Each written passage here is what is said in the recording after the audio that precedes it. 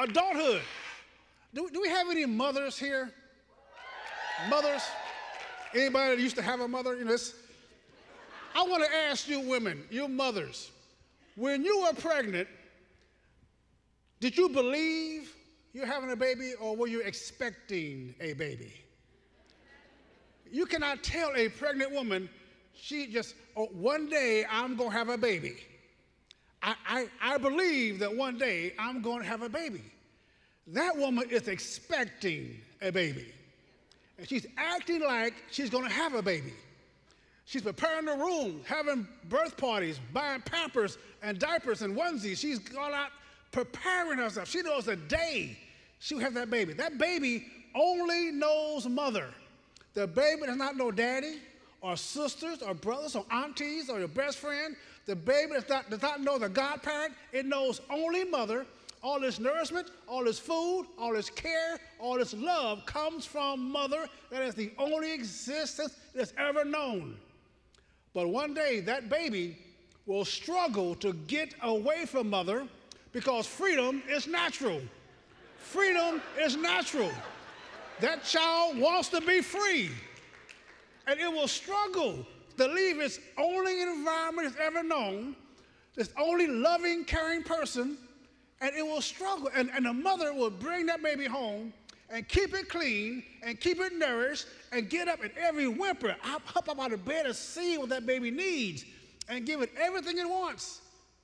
But still, one day, that baby will struggle out of her arms onto the floor to crawl because freedom is natural.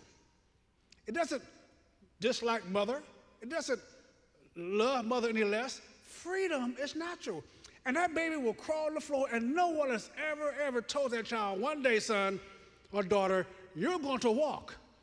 No one ever taught their child to walk. You didn't teach your children.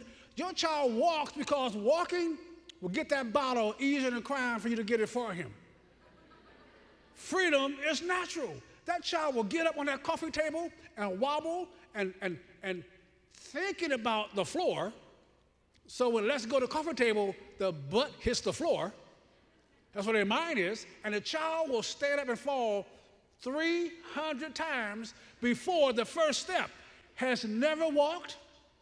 No one ever said you're going to walk one day.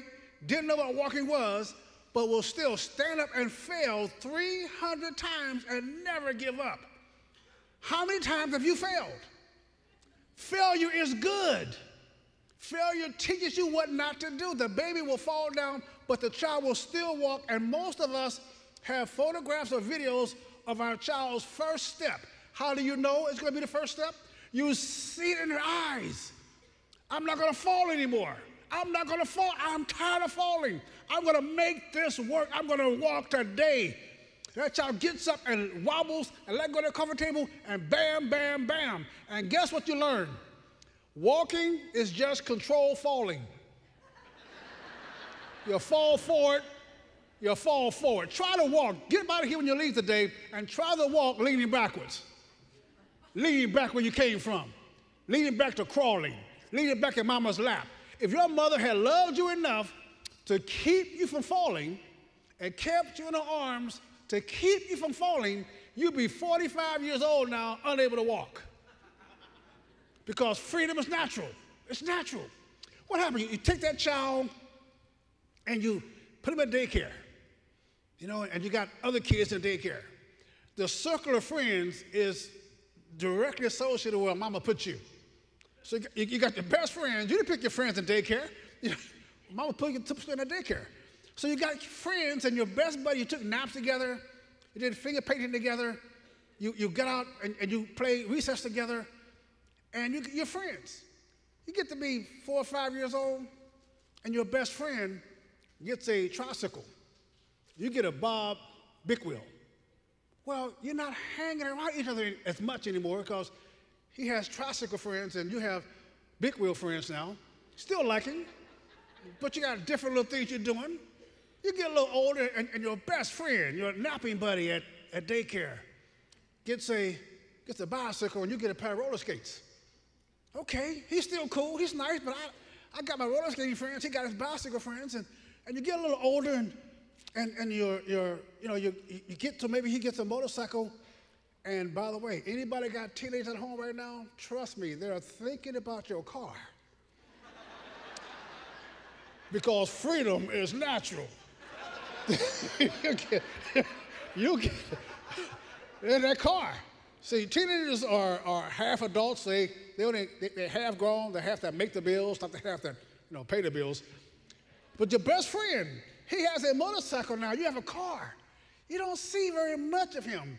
Your circle of friends, your orbit of friends are now associated with cars. He is associated with motorcycles. And finally, you graduate high school. You're 18 years old now. Your best friend from daycare. You were in diapers together. He was your buddy. He announces he's going to be a doctor. And you're going to be a rock star. See you at reunions.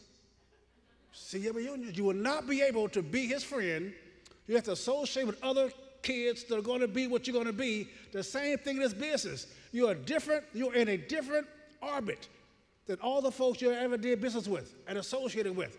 All your relatives, I'm a only child with 6 siblings. They're not going